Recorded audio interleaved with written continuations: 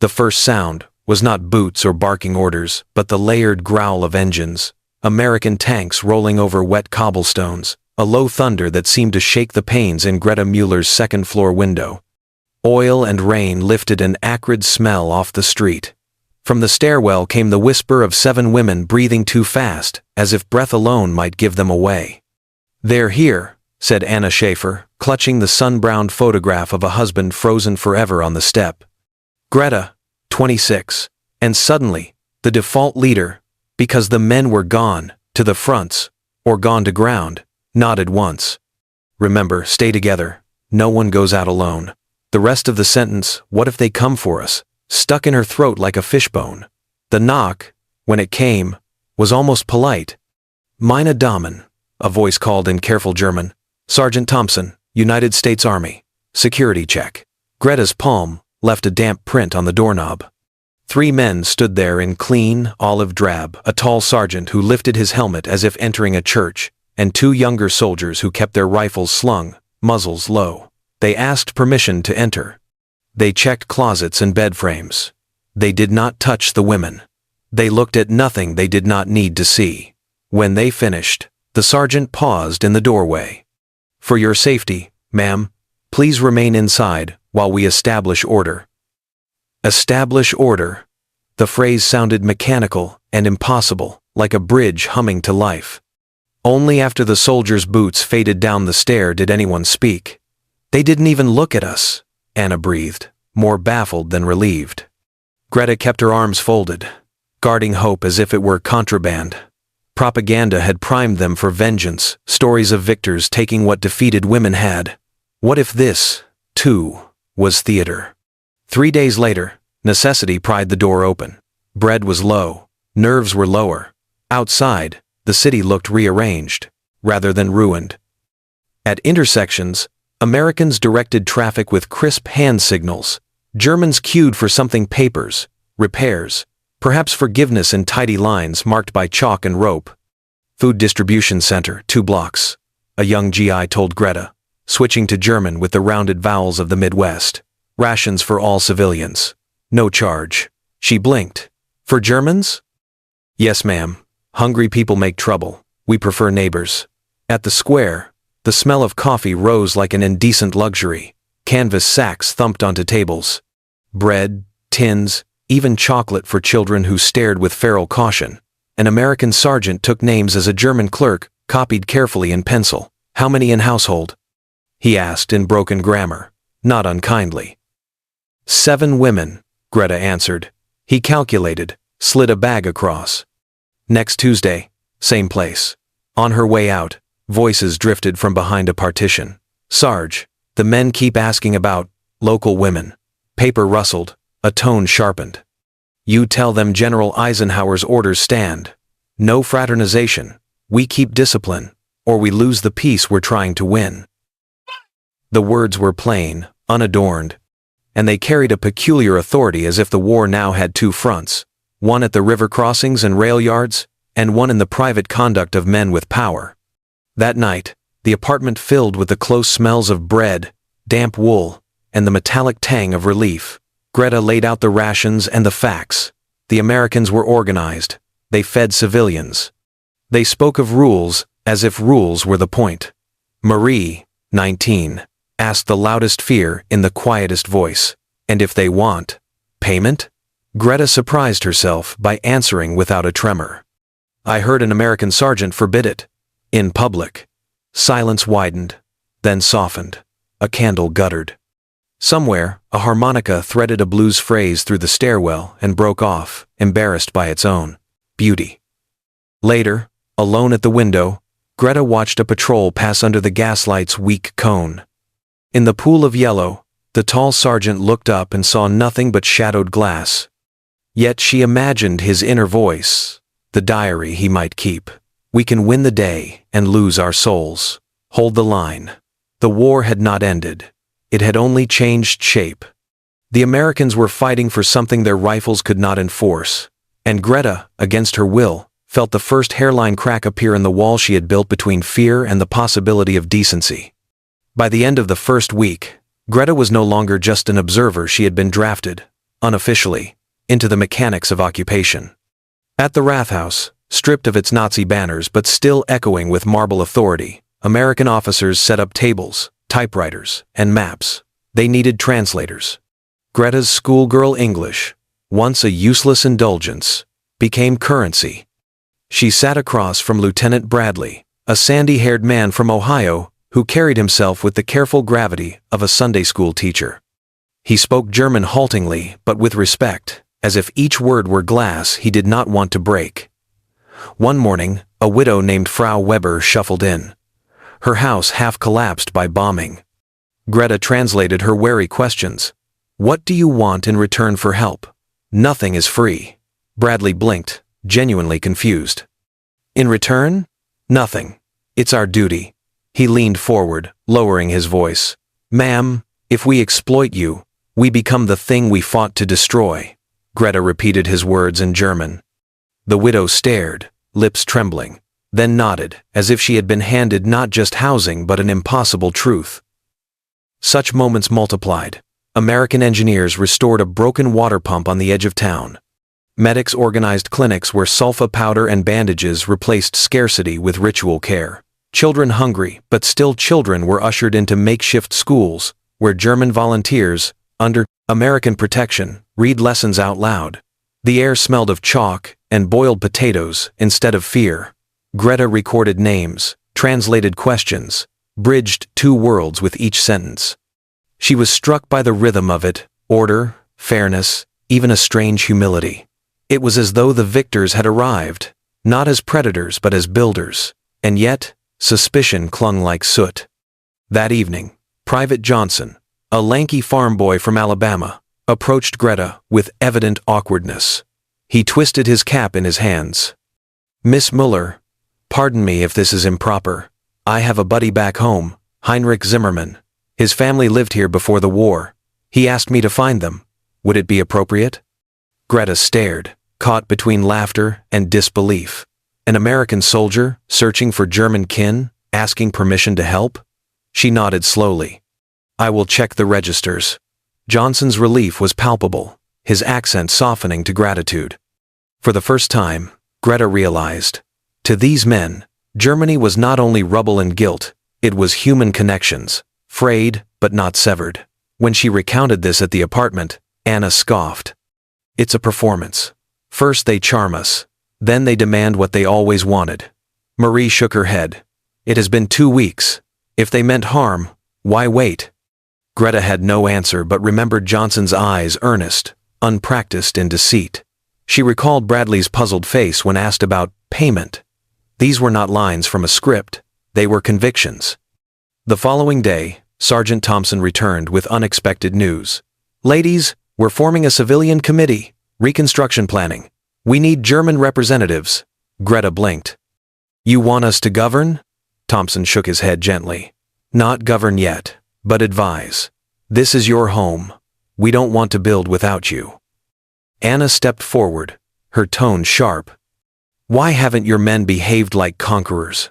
The sergeant's face grew solemn. "Because we didn't come to conquer Germany. We came to bury Nazism. That's not the same thing." After he left, silence lingered in the room. The women, who had once whispered of survival, now whispered of dignity, of something even harder to imagine, partnership. Greta sat by the window long after the others had gone to bed. She listened to the faint buzz of typewriters at the Rathaus, the murmur of boots on patrol, the distant bark of a dog in a freer night. The old fears had not vanished, but a new question troubled her now, one more dangerous than fear. What if the Americans meant every word? The illusion of perfect order shattered in the 3rd month, not by German resistance, but by a single American private who broke discipline. His name spread in hushed tones, Collins. He had attacked a young German woman in a neighboring district. For Greta and the women in her apartment, it was the nightmare they had braced for, the prophecy of Nazi propaganda finally fulfilled. Yet what followed stunned them more than the crime itself. The next morning, Major Harrison, the district commander, ordered a full formation in the courtyard.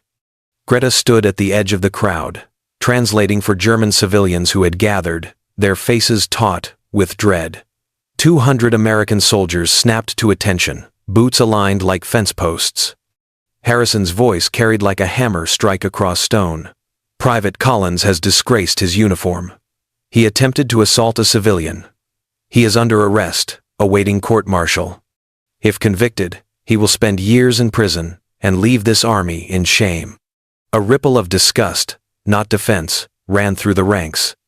Soldiers looked down, fists clenched, not in solidarity with their comrade, but in fury that he had stained their unit. Then came words Greta had never imagined hearing from an occupying commander.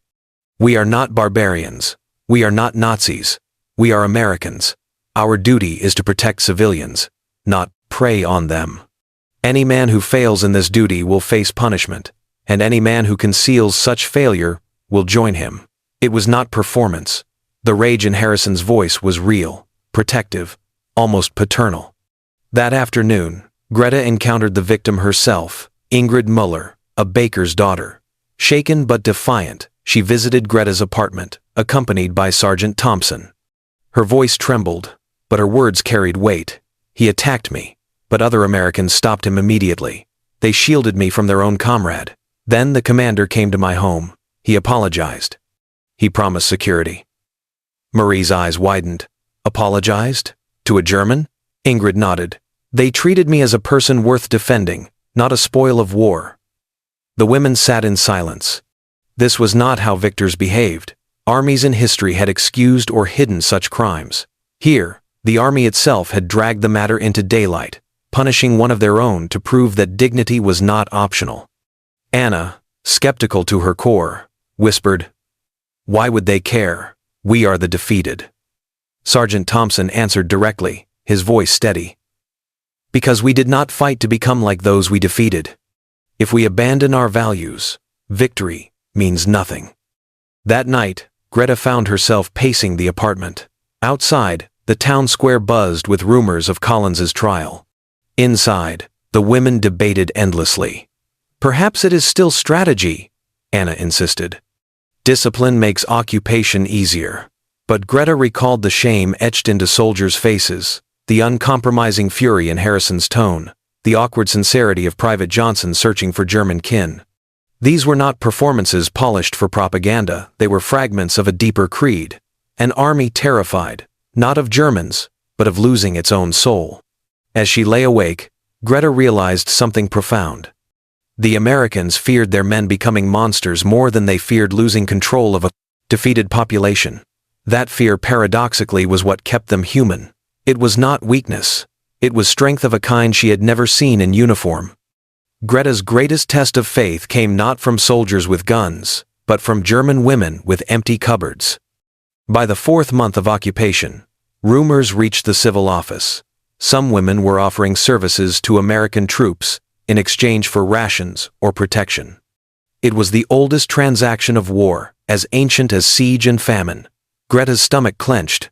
Perhaps, she thought bitterly, this was how the mask slipped discipline eroded not by violence, but by hunger. Lieutenant Bradley brought the matter to her quietly, his voice low, his brow creased. "Miss Müller, we need your help. Some of your people are desperate. They're approaching our men. We want to stop this not by punishing women, but by giving them alternatives. Will you speak to them?" Greta searched his face for a trace of hypocrisy. She found none, only worry. That afternoon, she met 5 women in a drafty side room of the Rathaus. Desperation showed in every line of their faces, young mothers, widows, daughters of men, never returning from Russia. Lisa Hoffman, clutching her shawl, confessed first. "I offered myself for milk for my children. The soldier turned red as a beet and refused. Then he gave me the milk anyway. For nothing." Petra Schmidt nodded quickly. "It's the same for me. They won't accept. They say it's against orders. They lecture us on dignity, but I don't need dignity. I need bread." Greta was stunned. She had expected stories of exploitation, of soldiers trading food for flesh. Instead, she heard of soldiers refusing, even recoiling, from the offer. One woman muttered, half angry, half bewildered, "We're trying to exploit them, and they won't let us." The paradox left the room heavy with confusion. Reporting back, Greta told Bradley the truth. It is not soldiers exploiting women. It is women, conditioned by war, trying to survive the only way they think possible. Bradley exhaled in relief, but also unease. Then, our duty is to show them another way. We'll create paid work translation, laundry, clerical posts. We must prove their value is greater than what hunger has convinced them. Greta agreed, her voice firm. For years, women were told they mattered only as mothers or objects. Give them wages, respect, responsibility, and they will remember their worth. Within weeks, programs emerged. German women scrubbed uniforms in orderly laundries, staffed classrooms, and filed reports beside American typists. They earned coins, stamped not with ideology, but with possibility. Greta watched Lisa transform. The widow who once whispered about barter now strode through the laundry hall, issuing instructions with crisp authority. I never thought Americans would treat us as equals, she admitted one evening, her hands raw, but her eyes bright. Even our own men seldom did. Greta touched her arm.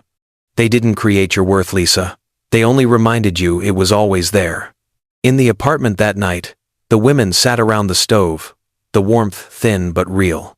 They spoke not of fear but of schedules, wages, and the taste of coffee drunk without shame. Outside, the bells of Heidelberg tolled across a city still scarred but stirring with improbable hope. Greta realized they were living through something extraordinary, an army teaching not just governance but dignity, insisting that even the defeated had futures worth investing in. By the 6th month, the unthinkable had taken shape. Ballots, not bayonets, ruled the town square. Greta stood in Heidelberg's restored Rathaus, where once the swastika had hung. Now, the air was filled with the scratch of pencils, the shuffle of voters, the faint smell of ink and wet wool coats. German women denied voices for over a decade, now stepped forward with ballots in hand, watched, not by leering soldiers, but by American MPs, ensuring fairness.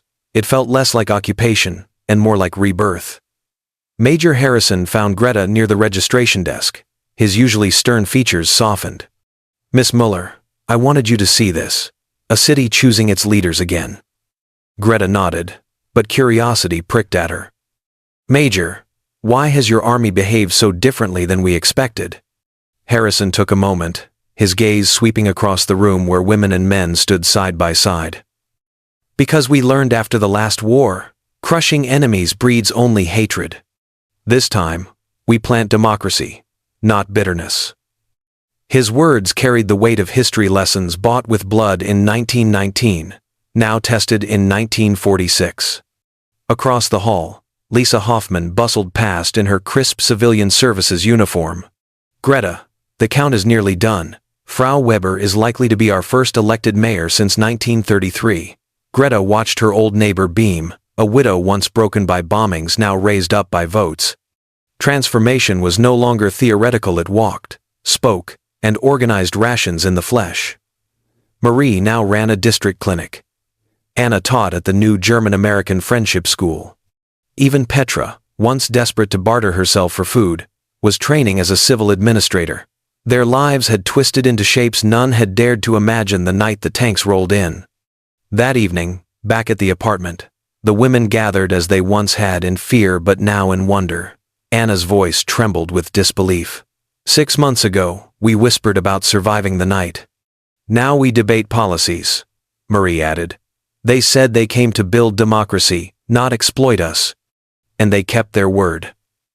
Greta, staring into the stove's dying embers, whispered, more than that. They reminded us we were worth more than we believed. After years of being told we existed only to serve men or the Reich, they gave us back ourselves. Spring seeped into the city like forgiveness trees budding against walls still scarred by shrapnel. For the first time, children played openly in the street without fear of bombers overhead. A year ago, their world had ended. Now, impossibly, it was beginning again.